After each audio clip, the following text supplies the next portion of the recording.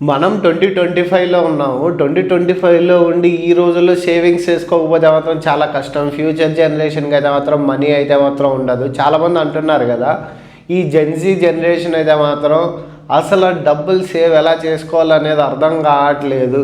వాళ్ళు ఎంతసేపు ఉన్నా బయటికి తిరుగుదాం, పాష్ కల్చర్, పబ్ కల్చర్ ఇలా అని చాలా మాత్రం డబ్బులు అయితే మాత్రం వేస్ట్ చేస్తున్నారు. ఒక చిన్న ఫార్ములా అయితే చెప్తా.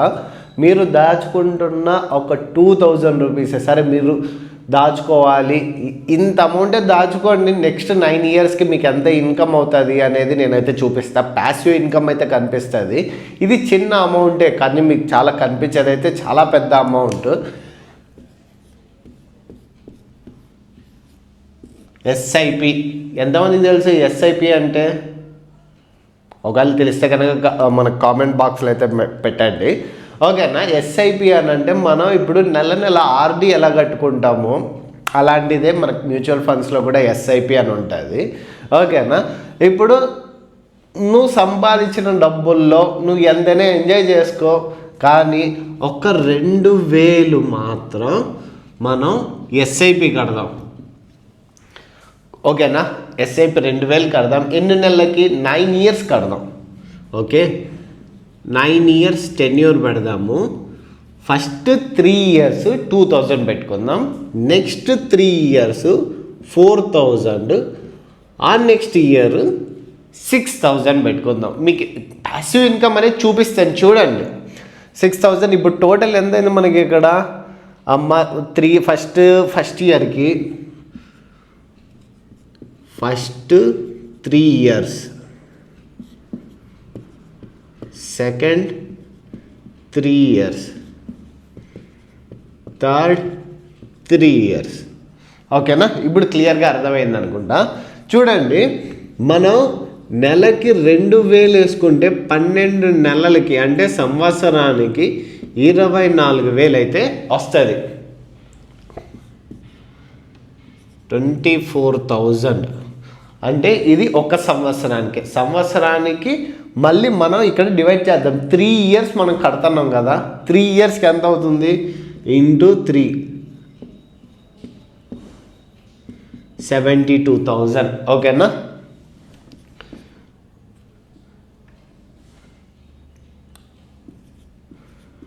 ఫస్ట్ 3 ఇయర్స్ మీరు సేవ్ చేసుకోండి, అది 72,000, అది కూడా జస్ట్ 2000 రూపీస్తో. ఇప్పుడు మంత్లీ 4000 కనుక మనం సేవింగ్ చేసుకుంటే ఎంత అవుతుంది? 4000 మనకి అంటే యాన్యువల్కి వేసుకుందాం, అంటే టోటల్ 12 కదా, 12 మంత్స్, 000 48,000 అంటే సంవత్సరానికి 48,000 అయితే అవుతుంది. అండ్ ఇప్పుడు మనం 3 ఇయర్స్ మనం మాట్లాడుకున్నట్టు 3 ఇయర్స్, నెక్స్ట్ 3 ఇయర్స్ ఎంత అవుతుంది? 48,000 ఇంటూ 3,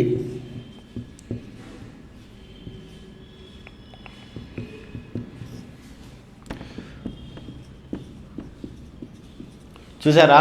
1,44,000 3 ఇయర్స్కి.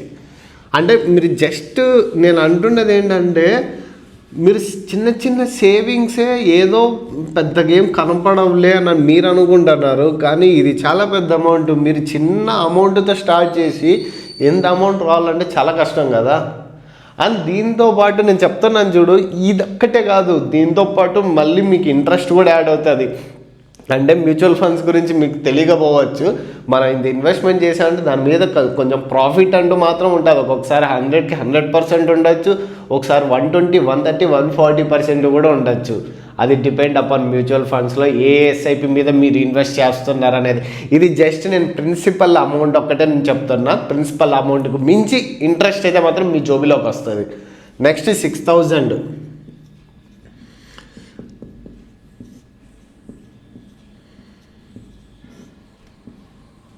సారీ 72,000 సంవత్సరానికి.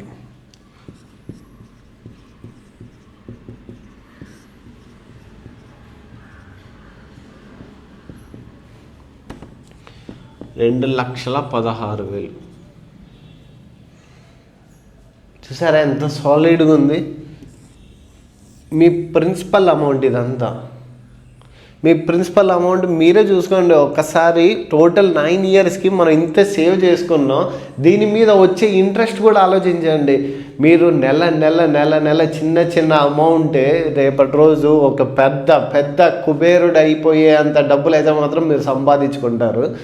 ఈ మెయిన్గా నేను చెప్తున్నది, మీరు ఎవరో దీన్ని బాగా బలిసిన వాళ్ళు చూసి దీన్ని ఏదో పిచ్చి లెక్కని అనుకోవచ్చు, కానీ అలాంటి మిడిల్ క్లాస్ వాళ్ళకి మాత్రం చాలా బాగా అర్థం అవుతుంది దీని గురించి. అయితే ఒకవేళ మీరు తప్పుగా అనుకుంటే మాత్రం అదే నేను సారీ చెప్తాను.